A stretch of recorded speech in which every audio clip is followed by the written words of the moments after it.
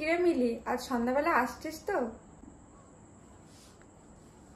হ্যাঁ, আসলে কি বলতো, আজ রাতে না মিছিলে বেরোতে হবে।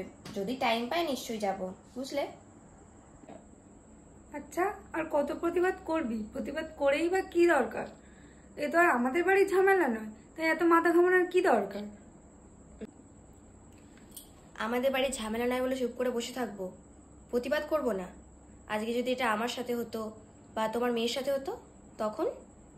আসলে যারা প্রতিবাদে নামছে, তুমি নাই যেতে পারো, কিন্তু যারা প্রতিবাদ করছে তাদের সাপোর্ট অন্তত করো, সেটা তো করতে পারবে। আমি তো সোনাইকে বলেই দিয়েছি, একদম রাত করে বাড়ি ফেরা যাবে না, আর ছোট পোশাক তো পরাই যাবে না, আর যত ছেলে বন্ধুর নাম্বার ছিল সব ডিলিট করে দিয়েছি।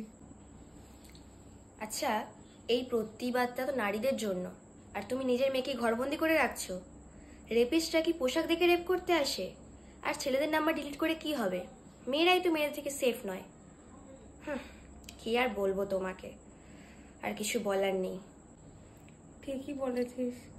আর যদি এটা আমার মেয়ের সাথে হতো? আসলে এই ঘটনাটা সত্যিই মর্মান্তিক, তার জন্য প্রতিবাদ করাটা সত্যি খুব দরকার, বুঝেছো তো? আচ্ছা শোনো, সন্ধ্যেবেলা দেখা হবে, এখন আমার দেরি হচ্ছে।